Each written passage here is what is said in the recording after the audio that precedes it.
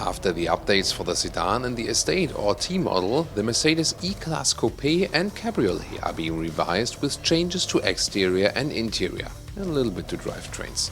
Let's take a short look at this first trailer. Hey, who's that?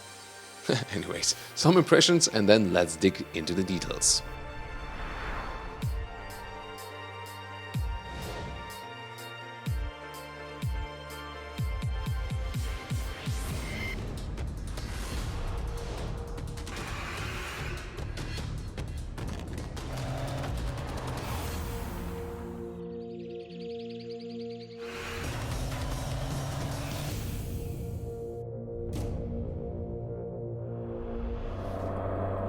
This is the Mercedes E-Class Coupé as E53 AMG. The housing of the standard LED headlamps is a little flatter now. Optionally, you can get the LED multi-beam again. The LED signature now only shows one stripe or curve. Both Coupé and convertible feature the Panamericana grille, or also A-form you can say, so the wide part is in the lower area, the slimmer one in the upper area. Usually it is the other way around. And not only in the AMG version as you see here, but now for all E-Class Coupé and convertibles. The E53 here, however, comes with the vertical fins in the front grille. In all versions, the hood is stronger with the top accentuations. There are some new colors and wheel choices available. For the E53 you can get 19-inch or 20-inch. They are also aerodynamically optimized, so you can see them also right here, 20-inch aero wheels. The outer ring is a little more closed, so to say. At the rear, the tail lamps are even slimmer now. The E53 receives a twin tailpipe design, let's stress the word design, and they are available in silver chrome or high gloss black as part of the optional AMG Night package, as you can also see here.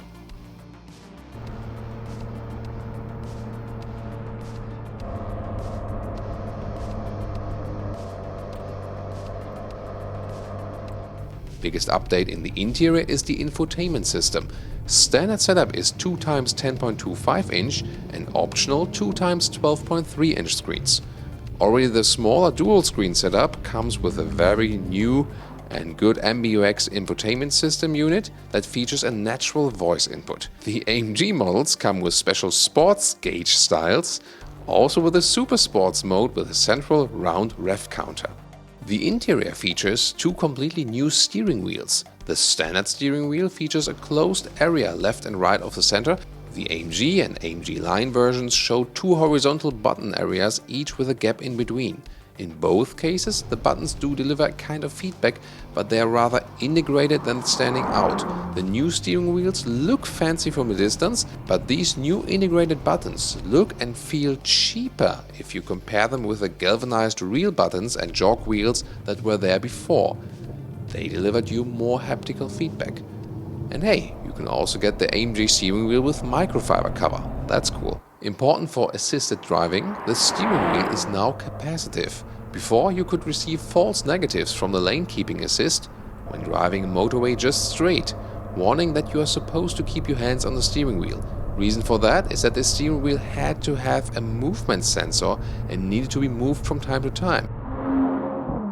Now it just realizes when you do touch the steering wheel, and that's of course better for that kind of function. In all versions, the E-Class comes with choices of sustainable and animal-friendly seating, like fabric or the high-grade leather at Artico or MBTEX, or mixes of dynamic or microfiber and Artico.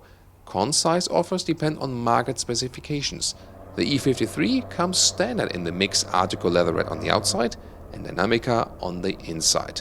Nice, sporty and sustainable. As for engines, Mercedes upgrades the electrification. The new 2-liter 4-cylinder diesel with 258 horsepower will be mild hybrid, giving you an electric boost and also recuperation possibilities.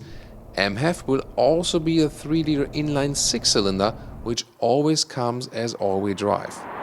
So, engines will be as follows.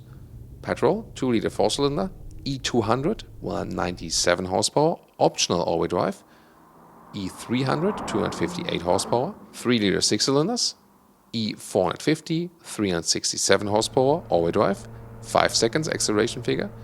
Or then here the E53 AMG, 435 horsepower, all-wheel drive, 4.4 seconds. It's a real driven platform, so either rear-wheel drive or the all-wheel drive with rear-wheel bias. In diesels, 2-liter 4-cylinder E220D, 194 horsepower, optional all-wheel drive, 3-liter 6-cylinder E400D, 340 horsepower, always all-wheel drive. As for suspensions, you still receive the standard suspension, the adaptive suspension and the air suspension. The air suspension have been updated in few hardware parts. In the AMG it has a very stiff setup. The base suspension now sits 50mm lower to improve wind resistance and fuel economy. However, we didn't feel it would be uncomfortable during our first ride in the E-Class sedan, even in the most, so to say, uncomfortable setup with lowered base suspension plus 20-inch wheels. That even still worked. So you can imagine that the adaptive suspension and then the air suspension is even more comfortable. The standard autonomous emergency brake now also recognizes crossing traffic and reacts accordingly. The blind spot monitor now also offers a feature that it warns while standing still, for example when cyclists approach from the rear. And the 360-degree camera was improved and is now panning when moving the steering wheel. That is done electronically with the chosen part of the image. The camera does not move physically. Furthermore, the Distronic Adaptive Cruise Control will now take map data into account and can reduce the speed in advance before a traffic jam appears in the line of sight. Parallel, the car gives back information to the cloud of existing traffic jams. The lane keeping assist also takes emergency corridors now into account, so it aligns left at the left lane and right at the right lane, so emergency vehicles can still pass without all cars aligning to the middle. That can indeed be a problem with assisting traffic jam assistance systems. With the new so-called Urban Guard, Mercedes, by the way, now extends the theft security.